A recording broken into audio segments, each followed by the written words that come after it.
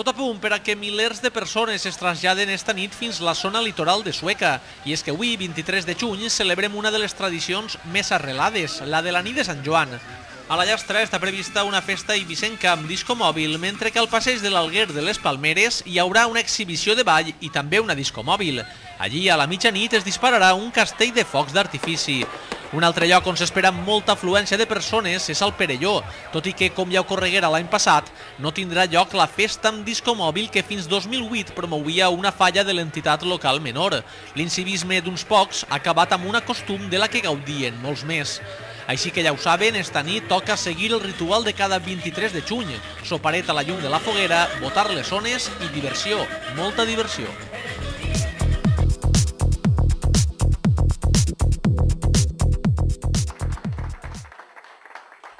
El Museu Faller compta des d'ahir amb més ninots. Es tracta d'aquells que foren indultats durant les passades festes falleres. La Falla del Mercat va fer entrega d'estes dos figures, uns recent nascuts, tot i que grandots, vestits ja de fallerets. Els seus presidents i falleres majors foren els encarregats de transportar-los. Abans, la Falla Berche de Sales havia fet el mateix amb esta parelleta de fallers que se salvaren del foc el març passat. Amb els representants de la comissió estigué també l'artista faller Toni Llopis. L'acte estigué presidit per la fallera major de Sueca, Gemma Bermejo, que fou acompanyada pel president de la Junta Local Fallera, Faustí Vázquez, i per la regidora de festes, Marga Piqueres.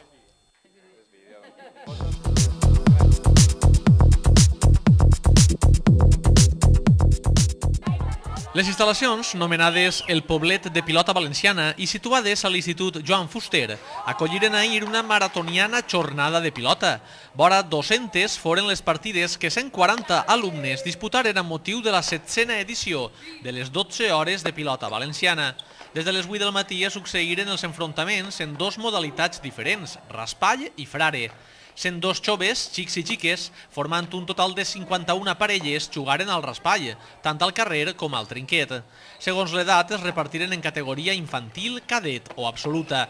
Altres 16 parelles de xics, estos en edat cadet i absoluta, jugaren al frare, el mateix que feren 6 xiques en el torneig individual d'esta modalitat.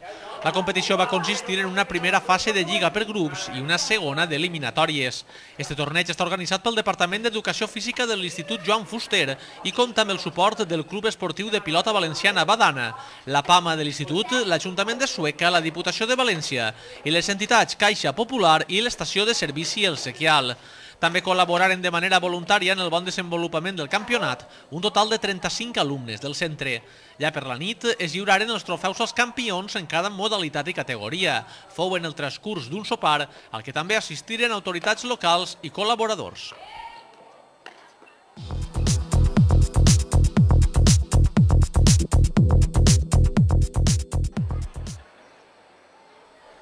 L'Ajuntament de Sueca està cometent estos dies uns treballs de neteja i restauració de les faroles del casc urbà. L'actuació s'ha considerat necessària després de comprovar l'estat d'estes dotacions públiques. I és que el mobiliari que es manté al carrer pateix com cap altre el pas del temps. Moltes d'estes faroles recobraran ara el seu esplendor original, contribuint així a fer del centre de Sueca una zona més acollidora.